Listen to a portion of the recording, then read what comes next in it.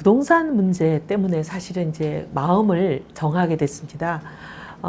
전셋값이 완전히 8월 달부터 폭등을 하고 그게 9월, 10월 되면서 굉장히 심해졌잖아요. 그래서 뭐 품귀 현상이 임대주택 중에 뭐가 하나 나올 것 같다라는 소문만 듣고도 아직 물건이 나오지도 않았는데 뭐 밤새워서 줄을 서는 이런 상황이 왔기 때문에 이거는 서울시장이 나서서 해결해야 된다.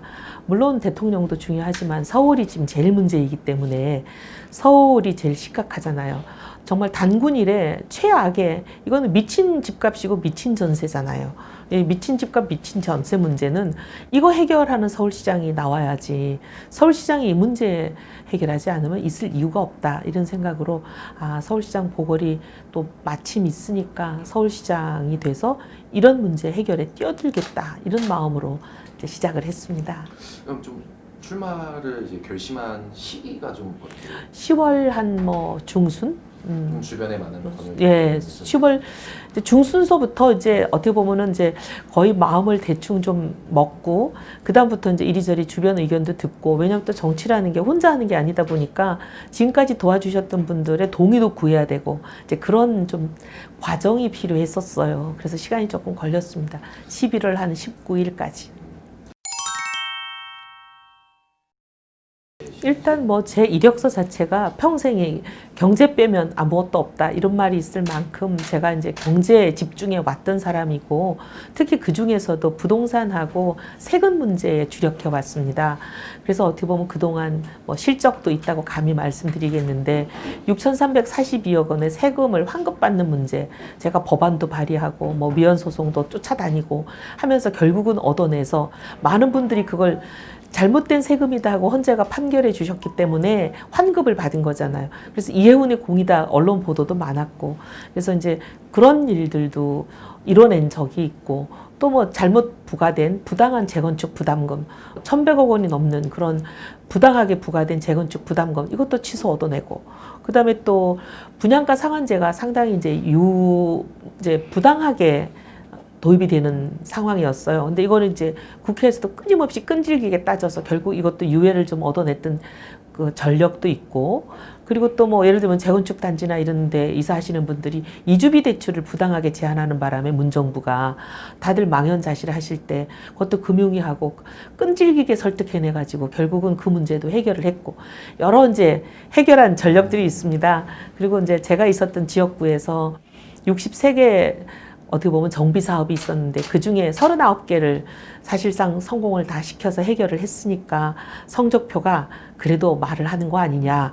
말만 하는 게 아니라 실적으로 얘기하는 이해훈이 경제통 이해훈이 이 문제 해결을 하겠습니다.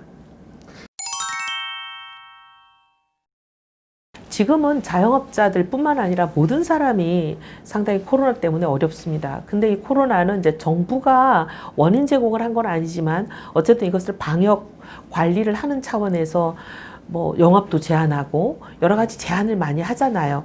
그러면 정부가 이 문제에 대해서 적극적으로 나서야 된다고 생각합니다. 그래서 세금을 3년 동안 동결했으면 좋겠어요. 더 이상 올리지 않고.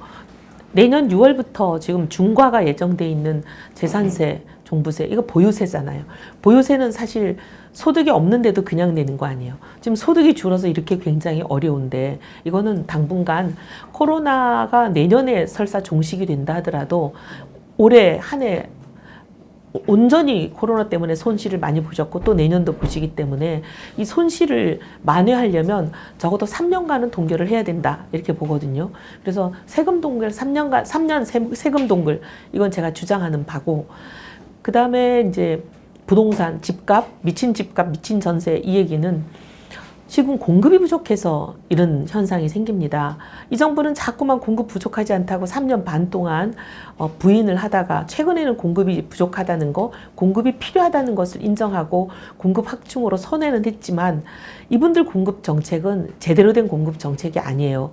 사람들이 원하는 곳에 원하는 집을 줘야 이게 공급이 되는 거거든요. 그래야 이게 수요가 해갈이 돼서 값이 뛰지 않습니다. 그런데 지금 정부는 주로 원룸의 빌라의 임대 위주의 공급을 내놨잖아요. 근데 지금 많은 서울 시민들이 원하는 것은 한 서너 명 되는 가족이 살 수 있는 아파트를 원하는 거거든요. 그리고 지역도 지금 원하지 않는 곳에 뭐 3기 신도시, 저거는 아무리 많이 공급해도 사실 해갈에 크게 도움이 되지 않습니다. 그래서 해갈이 될 수 있는 곳에 공급을 확충하겠다. 이거는 이제 제가 얘기하는 거고, 공급을 그럼 어떻게 확충하냐? 투트랙이죠. 지금 현재 집이 있는 사람과 빚내서도 집을 사기가 어려운 분들, 이 두 계층을 분리 대응해야 된다고 봅니다. 그래서 빚내서도 지금 집 사기 어려운 분들에게는 어떻게 보면은 장기 분할로, 그리고 분양가도 아주 낮게, 건축비에다 알파 정도만 더 하면 되게. 지금 땅값이 워낙 비싼 거거든요. 근데 서울시가 이제 시우지를 하거나 아니면 시우지와 맞바꾸거나 등등 여러 가지 또 재건축 단지에 인센티브를 주면서 좀 용적률도 올려주고 청고도 이제 제한을 풀고 이런 식으로 이제 해주면서 인센티브를 주면은 물량이 늘어나잖아요. 그 물량이 늘어나는 것만큼 공공기여를 더 받아내는 거죠. 더 받아내는 방식으로 해서 그거는 사실 어떻게 보면은 시유지하고 맞바꾼 거라든지 시유지라든지 이렇게 되면 땅값은 안 받아도 되거든요. 그래서 건축비에다가 이제 뭐 여러 가지 부대 비용 플러스 알파 정도만 받아서 저가에 분양을 하는 거죠. 대량으로. 그리고 이제 이거는 목돈이 없는 분들이기 때문에 일시불로 하라 그게 아니고 20년 정도의 장기 분할 납부로 하는 거죠. 그렇게 하는 방식으로 이제 저는 공급하겠다. 이제 그러면 로또 아니냐 또 이제 이렇게 얘기가 나오시겠지만, 그래서 반드시 SH 서울시에서 운영하고 있는 SH에 되팔도록 하는 환매 조건부 분양으로 하면 됩니다. 그러면 시세 차익은 걱정 안 해도 되거든요. 그러면 또 이제 SH는 이 집을 또 다른 무주택자들에게 아주 좋은 값에 분양할 수 있는 거죠. 그게 이제 한 가지 트랙이고, 이제 집 있는 분들에 대해서는 지금 이제 박원순 시장 10년 동안에 거의 한 400개 되는 393개의 정비 사업을 다 해제해 버렸잖아요. 근데 이 중에서 재추진할 수 있는 것들이 많거든요. 조금 더 인센티브를 조금씩만 주면. 그래서 이 경우에는 주민 합의만 되면 시장이 조합장처럼 뛰겠다. 완전히 날개 달고 날아가게 해드리겠다. 그래서 상당 부분 재추진이 될 수 있도록 돕겠다는 거죠.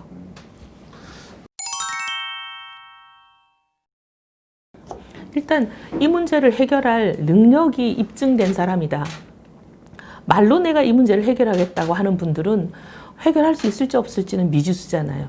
근데 이미 이 문제를 해결한 전력이 이렇게 있으면 이 문제 해결할 능력을 갖춘 적임자로 입증이 됐다라는 말씀을 드리고, 그 다음에 이제 대권 가려고 서울시장 자리를 이용하시는 분들은 마음이 콩밭에 가 있다 보니까 서울 시민만 온전히 챙기지를 않아요.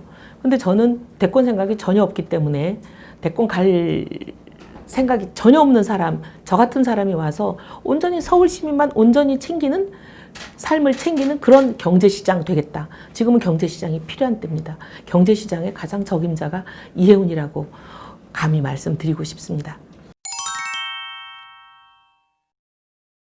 SNS나 이런 쪽으로밖에 이제 그런 쪽에 집중할 수밖에 없습니다.